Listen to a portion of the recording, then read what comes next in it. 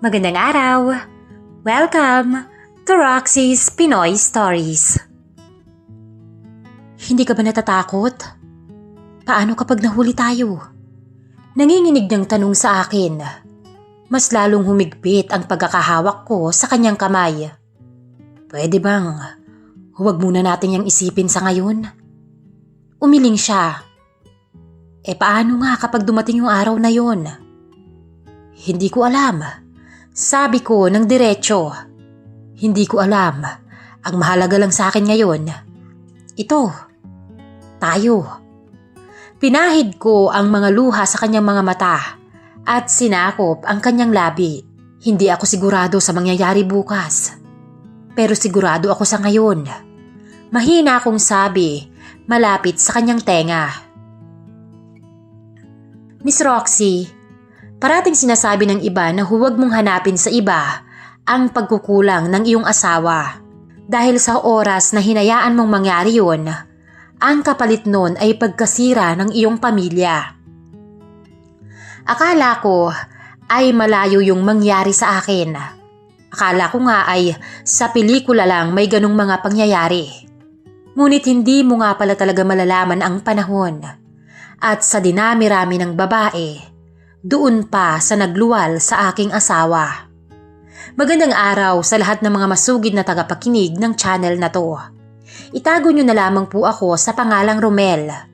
Nangyari ang kwentong ito ng buhay ko noong nakaraang summer lang.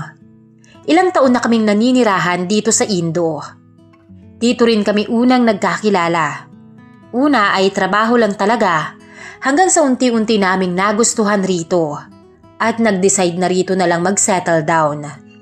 Matapos ang ilang taon, umuwi kami ng asawa ko sa Pilipinas noong simula ng tag-init. Bakasyon daw, iyon ang sabi niya. Pero kahit bakasyon, dala pa rin niya ang trabaho, ang laptop, ang mga tawag na hindi pwedeng ipagpaliban. Sa bahay ng biyanan ko kami tumuloy. Malaki ang bahay, Miss Roxy. Tahimik ang paligid at may presensyang agad kong naramdaman. Siya, si Mama. Iyon ang tawag ng lahat sa kanya. Sa totoo lang ay maikling panahon lang kami nagkasama talaga. Matapos naming ikasal ng aking asawa ay agad kaming bumalik sa Indo dahil na rin sa trabaho. Mabait na biyanan si Mama. Hindi yung mabait na pilit kundi yung natural na parang sanay mag-alaga ng buong pamilya. Pagkagising ko pa lang sa unang umaga, may nakahain ng almusal. Mainit, maayos. Parang hindi ako bisita.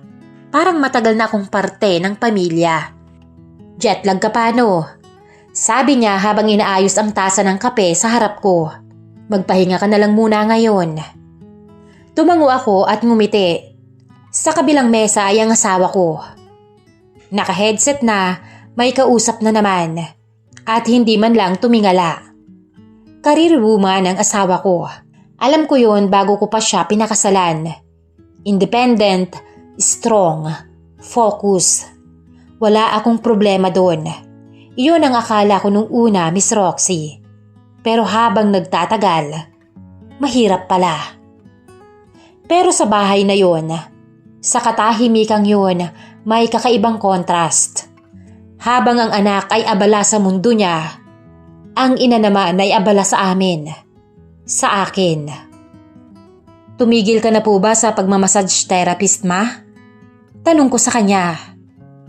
Oo Sagot niya habang pinupunasan ng mesa. Pero hanggang ngayon, may ilan pa rin namang suki. Napangiti ako. Hanggang ngayon kasi, parang ang gaan pa rin ang mga galaw ng kamay niyo, Ma. Natawa siya ng mahina. Sanay na kasi. Hindi ko alam kung bakit ko nasabi yun. Pero makalipas ang ilang oras, naramdaman kong masakit ang likod ko. Mahabang biyahe ng katawan at isip. Baka pwede pong kahit konti lang. Mahina akong sabi parang nahihiya pa. Saglit siyang tumingin sa akin. Walang mali siya, walang pagtataka. Halika. Sabi niya lang. Umupo ako at doon nagsimula ang katahimikan na hindi ko inaasahan. Mainit ang mga palad niya. Hindi agresibo, hindi madaliin. Propesyonal, maingat, pero sa bawat diin, sa bawat dahan-dahang galaw, parang unti-unting bumibitaw ang pagod na matagal ko nang kinikimkim. Hindi siya nagsasalita at ganun rin ako. Sa sala ay maririnig ang boses ng asawa ko mula sa kwarto. At sa sandaling yon, doon ko unang naisip ang isang bagay na agad kong pinigilan. Ganito pala ang pakiramdam ng inaalagaan. Pagkatapos noon ay tumayo ako agad. Maraming salamat po, Ma. Sabi ko. Naibsan po yung pananakit ng katawan ko. Ngumiti lang siya. Sabihin mo lang kung kailangan mo ulit. Simple, walang kahulugan. Pero hindi ko maipaliwanag kung bakit. Nang gabing yun, habang nakahiga ako sa tabi ng asawa ko na abala pa rin sa cellphone, ang init na mga kamay ng biyanan ko ang naaalala ko at hindi ang yakap ng babaeng pinakasalan ko. Doon ko napagtanto, kahit ayaw kong aminin, hindi pa man nagsisimula ang kahit na ano, may nabubuo ng panganib. Hindi ko na namalayan kung kailan naging normal ang lahat. Sa mga sumunod na araw, parang may sariling ritmo ang bahay. Gising si Mama ng maaga. Ako, madalas huli. Sanay pa rin ang katawan ko sa oras sa labas ng bansa. At ang asawa ko, palaging may dahilan kung bakit kailangan niyang umalis o magsara ng pinto para sa meeting. O kamusta? Masakit pa rin ang likod mo? Tanong ni Mama isang umaga habang nagtitimpla ng kape. Opo eh. Sagot ko, hindi ko alam kung totoo pa ba yun o dahil alam kong may kasunod ang tanong. Ano, baka gusto mong magpamasahe ulit mamaya? Tumango ako. Walang kakaiba, walang mali siya. Parang normal na alok lang. At yun ang mas nakakatakot. Dumating ang hapon, habang wala ang asawa ko naupo na naman ako sa parehong upuan. Parehong lamig ng sahig at parehong tahimik na sala. O sabihin mo lang kung masakit ha? Sabi niya. Tumango ako ng bahagya. Nagsimula siya sa balikat, dahan-dahan. Parang kabisado na ng mga kamay niya ang katawan ko. Kahit ilang beses pa lang naman.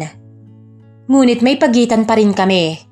May distansya, may profesionalismo. Ngunit may mga sandaling hindi ko maipaliwanag, Miss Roxy. Kapag tumatagal ang kanyang hawak, kapag bahagyang napapahinto ang kilos niya, para bang may iniisip. Kapag napapansin kong mas mabagal ang pag-angat ng kamay niya, mas maingat, mas sinasadya. Baka pagod ka na po, Ma. Sabi ko para lang may masabi. Mahina siyang natawa. Ano ka ba, sanay na ako. Mas sanay nga akong baliwalain ang pagod ng sarili ko kaysa pagod ng iba. Hindi ko alam kung bakit tumama yun sa akin. Hindi lang pala ako ang may bit-bit ng pagod. Minsan habang nagkukwentuhan kami, bigla niyang sinabi, hindi madaling maging nanay na laging nandyan. Hindi ko siya nilingon, pero ramdam ko ang bigat sa mga salita niya. Lalo na kapag ang taong mahal mo sanay nang wala ka. Hindi ko alam kung para kanino yun. Para sa anak niya o para sa sarili niya. Ang alam ko lang, Miss Roxy, parang may bahagi sa akin na gustong umunawa, makinig, manatili. At sa bawat ganong pangyayari, parang may nababawas na pagitan. Parang ang po sa dulo ng salita ko ay unti-unting nawawalan ng bigat. Hindi sa tunog, kundi sa pakiramdam. Isang gabi, habang kumakain kami, napansin kong tinitingnan ako ni Mama. Hindi matagal, pero sapat para maramdaman ko. Bakit? Parang mas pumapayat ka. Sabi niya, siguro masyado kayong nagpapakapagod sa ibang bansa. Hindi naman po. Okay lang po ako. Pero sa loob ko, alam kong hindi yun totoo. Pagod ako, hindi lang sa katawan. Pagod akong hindi mapansin. Pagod akong nasa tabi ng asawa pero pakiramdam ko mag-isa. At sa katahimikan ng bahay na yon, Miss Roxy, sa mga kamay ng biyanan ko na sanay umintindi ng pagod ng iba, unti-unti kong nararamdaman ang isang bagay na hindi ko dapat maramdaman. Ang pagiging komportable sa presensya niya. At sa gabing yun, bago ako pumasok sa kwarto, narinig ko siyang nagsalita. Kung kailangan mo ulit ng masahe, nandito lang ako ulit, ha? Hindi ko siya sinagot, pero alam naming pareho, hindi na lang masahe ang tinutukoy namin. Kinabukasan ng hapon, nadatnan niya akong mag-isa sa kusina. Nakatayo lang ako ron, nakatingin sa tasa ng kape na matagal nang malamig. Hindi ka pa rin ba sanay sa oras? Tanong ni Mama habang tahimik na naghihiwa ng gulay. Medyo po. Sagot ko. Parang iba pa rin dito. Tumango siya. Parang alam na niya ang sagot kahit hindi ko pa sinasabi. Maya-maya pa ay bigla niyang itinanong. Kamusta kayo ron? Sa ibang bansa? Napatingin ako sa kanya. Hindi dahil sa tanong, kundi dahil ngayon lang may nagtanong. Okay naman po, Ma. Sagot ko agad. Automatic ang sagot na sanay. Ngumiti siya ng bahagya, pero hindi siya tumigil sa ginagawa. Talaga ba? Hindi ko alam kung bakit, pero parang nabutas ang depensa ko sa simpleng tanong na yon. Tumahimik muna ako, hanggang sa bumuntong hininga ako ng mahina. Busy po kami pareho. Sabi ko. Lalo na siya. Tumigil ang kutsilyo. Hindi siya tumingin, pero ramdam kong nakikinig siya. Karir niya po ang inuuna niya. Madalas, hanggang gabi ang trabaho. Kahit magkasama kami sa bahay, parang hindi rin. Hindi ko napansing lumalalim na pala ang sinasabi ko. Hindi ko napansing matagal na akong nagsasalita. Samantalang sa asawa ko, hindi ko masabi ang kalahati nito. Hindi ko naman siya sinisisi. Dagdag ko agad. Parang depensa. Alam kong mahalaga sa kanya yung ginagawa niya. Tumango si Mama. May mga tao talagang ganoon. Sabi niya, mahal ka, pero hindi marunong magpahinga para sa'yo. Parang may humaplo sa dibdib ko sa linyang yon. Kapag umuuwi ako, tuloy ko pa. Madalas tulog na siya. Kapag gising naman siya, may kausap na sa telepono. Kapag magkasama kami, mas lamang pa ang tahimik. Hindi ako galit at hindi rin ako umiiyak. Pero ramdam ko ang pagod sa bawat salita ko. Nasabi mo na ba ang mga yan sa kanya? Maingat na tanong ni Mama. Umiling ako. Ayoko pong maging sagabal sa kanya. Napabuntong hininga siya. Anak, sabi niya. At doon ko unang napansin, hindi niya sinabing manugang. Hindi sagabal ang asawang naghahanap ng oras. Tumahimik kaming pareho. Sa labas, maririnig ang tunog ng sasakyan. Umalis ang asawa ko at malamang sa trabaho na naman yon. Si Mama ang unang nagsalita ulit. Hindi madali ang buhay sa labas ng bansa. Sabi niya, lalo na kapag pakiramdam mo, wala kang inuuwian kahit may bahay ka. Hindi ko napigilan ang sarili ko. Tumango ako. Pasensya ka na sa anak ko ha. Huwag kang mag-alala. Kakausapin ko siya.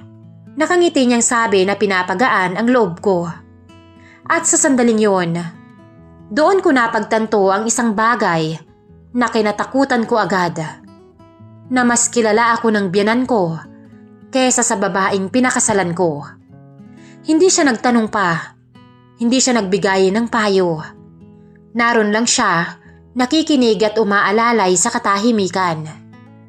At bago siya umalis ng kusina, sinabi niya ang linyang hindi ko inaasahan. Hindi ka nag-iisa. Huwag mong kakalimutan yon. Naiwan akong mag-isa. Hawak ang tasa ng kape. Nanginginig ang mga kamay ko. Hindi sa lamig, kundi sa bigat ng katotohanang unti-unti nang lumilinaw. Ang agwat sa pagitan namin ng asawa ko ay hindi na distansya ng lugar, kundi distansya ng damdamin. At sa pagitan ng agwat na yon, may isang taong tahimik na nakatayo, handang makinig at handang umintindi. At hindi ko na sigurado kung hanggang saan ko pa kayang pigilan ang sarili ko. Hanggang sa hindi ko na namalayan kung kailan nag-iba ang pakiramdam ng bawat masahe. Dati, naroon lang ang ginhawa. Ngayon, may kasama ng kaba. Baka gusto mo ulit magpahilot. Sabi ni Mama na nagpabalik sa akin sa realidad. Hindi ko na tinanong ang sarili ko kung bakit hindi ako tumanggi. Umupo ako sa pamilyar na upuan. Nasa likod ko siya, mas malapit kaysa dati. Ramdam ko ang presensya niya kahit hindi pa niya ako hinahawakan. Nagsimula siya sa balikat, pero iba ang mga galaw niya ngayon. Mas mabagal, mas maingat. Parang bawat diin ay may iniisip. Habang minamasahe niya ang batok ko, napansin kong mas tumatagal ang mga daliri niya ron. Mas bumababa, mas humihinto bago bumitaw. Hindi ko siya pinigilan. Hindi rin ako gumalaw. Sa katahimikan, mas rinig ko ang sarili kong paghinga. Mas rinig ko ang pintig ng dibdib ko. Okay ka lang ba? Tanong niya nang halos pabulong. Opo, sagot ko agad. Doon ko naramdaman ang kaibahan. Ang isang kamay niya ay bahagyang dumulas sa braso ko. Parang hindi niya sinasadya, pero hindi rin iniwasan. Napasinghap ako ng bahagya. Tumigil siya ng saglit. Parang hinihintay kung aatras ako. Pero hindi ako umatras. Romel, mahina niyang sabi. At sa unang pagkakataon, parang hindi iyon paalala. Parang babala. Ma, nasimulan ko, pero hindi ko natapos. Dahan-dahan niyang inalis ang kamay niya at tumayo. Umatras siya ng isang hakbang. Pasensya ka na, sabi niya, pilit na maayos ang boses. Baka napasobra na ako. Tumayo rin ako agad. Mali po ba? Tanong ko, hindi ko alam kung kanino, sa kanya o sa sarili ko. Hindi siya sumagot agad. Tumingin lang siya sa akin, matagal at mabigat. Tinalikuran niya ako. Umalis siya ng sala nang walang dagdag na salita. Naiwan ako mag-isa. Mainit ang balat kung saan siya humawak. Mabigat ang dibdib ko sa isang katotohanang ayaw kong banggitin. Hindi na lang ako inaasikaso. Hinihila na rin ako, Miss Roxy. At ang mas masakit, hindi rin ako tumatanggi. Lumipas pa ang araw. Nagkasakit si Mama sa kalagitnaan ng linggo. Lagnat at pananakit ng katawan. Pagod na hindi niya kayang ipaliwanag. Sanay siyang mag-alaga ng iba. Pero ngayon, katawan na niya ang sumusuko. Ayos lang ako. Pilit niyang sabi kahit nanginginig ang boses. Pero alam naming hindi. Ang asawa ko, tulad ng dati, may kailangang tapusin. Babalik ako agad mamaya. Pakiasikaso na lang muna kay Mama. Sabi niya bago umalis. Parang karaniwang araw lang. At ako ang naiwan. Pinainom ko siya ng gamot. Pinunasan ang noo niya ng basang bimpo. Tinimplahan ng sabaw na siya mismo ang laging nagluluto para sa amin. Tama na, kaya ko na to. Ma, sagot ko naman. Hayaan niyo na po muna ako. Hindi siya sumagot at hindi rin siya tumanggi. Habang inaayos ko ang kumot niya, bigla niyang hinawakan ang mga kamay ko. Salamat, Romel. Sabi niya, hindi bilang biyanan, hindi bilang ina, kundi bilang isang taong matagal nang walang nasasandalan. Hindi ko agad binawi ang mga kamay ko. Sa halip, mas lumapit pa ako, Miss Roxy. Pinunasan ko ulit ang noo niya. Dumaan ang kamay ko sa pisngi. Sandaling hindi ko planado, pero hindi ko rin agad itinigil. Romel. Mahina niyang tawag. Hindi ko alam kung babala ba yun o pagsusumamo. Umupo ako sa gilid ng kama. Masyadong malapit. Masyadong tahimik at ramdam ko ang init ng hininga niya. Ramdam ko ang pagod, ang kahinaan, ang lungkot na matagal niya nang kinikimkim. At sa sandaling yon, ang lahat ng dahilan, Miss Roxy. Ang asawa ko, ang tama at mali, ang salitang biyanan. Parang nawala sa pagitan naming dalawa. Hanggang sa tuluyan naming tinawid ang distansya sa pagitan namin. Naglapat ang mga labi namin. Humigpit ang pagkakapit niya sa laylayan ng suot kong damit. Ang mga kamay ko ay kung saan-saan na humahaplos. Bahagya ko siyang itunulak sa kama at ipinaramdam sa kanya ang kabigatan ng buo kong katawan. Napuno ng singhap, hingal at impit na daing ang buong kwarto. Matapos noon ay hindi ako makatingin sa kanya. Tumayo ako para umalis. May kakaibang bigat sa dibdib ko paglabas ng kwarto. Akala ko pagkatapos ng sandaling yon, matatapos ang lahat, Miss Roxy. Akala ko gigising ako isang umaga na parang walang nangyari. Nababalik ang mga hangganan, na mabubura ang mga sandaling hindi dapat nangyari. Pero hindi. Mas lalo lang akong nalito. Sa tuwing nakikita ko si Mama, may bigat sa dibdib ko. Halo ng hiya at pananabik. Hindi ko maintindihan kung bakit hindi ako makaiwas. Kung bakit sa kabila ng konsensya, may bahagi pa rin ng sarili ko ang naghahanap sa kanya. Iba na ang tingin ko sa kanya, Miss Roxy.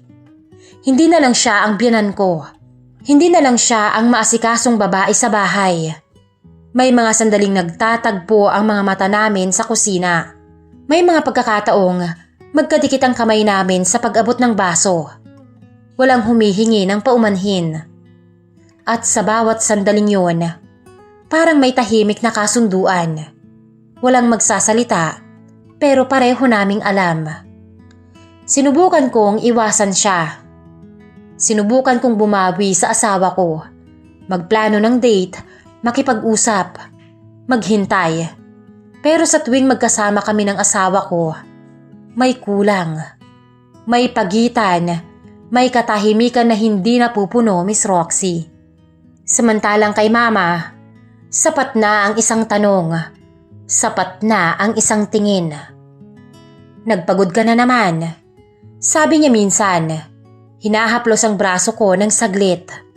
At sa gabing tahimik ang bahay, kapag nakatulog na ang asawa ko, may mga sandaling nagtatagpo kami sa sala o sa kusina. Walang plano, walang paanyaya. May mga sandaling masyadong malapit ang pagitan ng upuan. At may mga sandaling tinatawid namin ang distansya sa pagitan ng biyanan at manugang. Hindi ko na mabilang kung ilang beses kong ipinangako sa sarili ko na titigil na ako. Pero sa tuwing nararamdaman ko ang presensya niya, ang paraan ng paglapit niya, ng pag-unawa niya, parang may puwang sa akin na siya lang ang nakakaabot. Siguro nga iyon ang dahilan. Hindi dahil masama ako. Hindi dahil gusto ko ang mali, kundi dahil napupunan niya ang kakulangan ng asawa ko. Ang oras, ang atensyon, ang pakiramdam na mahalaga ako. Pero sa bawat sandaling yon may kapalit. Sa bawat lihim na pagtatagpo, may kasamang bigat. Sa bawat katahimikan, may kasinungalingan. At sa tuwing naiisip ko ang salitang biyanan, saka ko lang naaalala na hindi ito pag-ibig. Isa lamang itong pagtakas sa pagod, sa kakulangan, sa katahimikang matagal ko nang tinatanggap. Ngunit kahit alam ko yon, Miss Roxy, kahit ramdam ko ang mali, hindi pa rin ako makabitaw. At dun ko naisip sa unang pagkakataon nang may takot, na kapag nabunyag yon, hindi lang ako ang masisira, maging ang pamilya rin namin. Ngunit kahit anong iwas at pigil, Paulit-ulit pa rin ang nangyayari sa pagitan namin. Nagaganap pa rin yun ng patago, ng may kasabikan. Hanggang sa dumating ang hangganan ng kasalanan na pareho naming sinimulan. May bakasyong papatapos na at may lihim na hindi kailanman nabigyan ng pangalan. Nakahanda na ang mga maleta sa may sala. Handa na sa pag-alis kinabukasan. Nang tahimik na ang buong bahay, nagtagpo kami sa sala. Walang tanong at walang paliwanag. Isang katahimikan na alam na ang kasunod. Nagtagpo ang mga labi namin. Muling hinayaang ilabas ang init ng bawat katawan. Sa huling sandali, muling naging saksi ang salang yon sa pagkakamaling paulit-ulit naming pinili. Kinabukasan ay maaga kaming umalis ng asawa ko. May halik sa pisngi, may paalala. Naiwan sa bahay ang lahat ng hindi namin binanggit at kasama naming umalis ang isang lihim na hindi na muling nabuksan. Sa eroplano, katabi ko ang asawa ko. Mahimbing na natutulog. Walang kamalay-malay. Ako, gising, nakatingin sa wala. At kahit nung makabalik kami sa Indo, Miss Roxy, hindi na nawaglit sa isip ko si Mama. Minsan, sa mga gabing mag-isa ako sa ibang bansa, bumabalik sa isip ko ang mga sandaling yon. Ang init na mga kamay niya, ang pakiramdam ng pag-aalaga na minsan ko lang naranasan. Kapag tumatawag ang asawa ko sa kanya, ay pilit akong umiiwas. Nahihiya ako at may parte sa akin na nananabik sa kanya. Hindi pa kami muling nag-uusap. Hindi pa rin muling nagkita. At marahil, ganoon na nga talaga. May mga bagay na nangyayari lang minsan. Hindi para ipagpatuloy, kundi para ipaalala kung gaano kadaling mawala ang sarili kapag may puwang na matagal ng bakante. Hanggang ngayon, nananatili pa rin ang lihim. Hindi inamin at hindi itinanggi. Isang alaala na ngayon lang ako nagkalakas ng loob na ikwento. Hanggang dito na lamang po at maraming salamat, Miss Roxy. Lubos na gumagalang, Romel.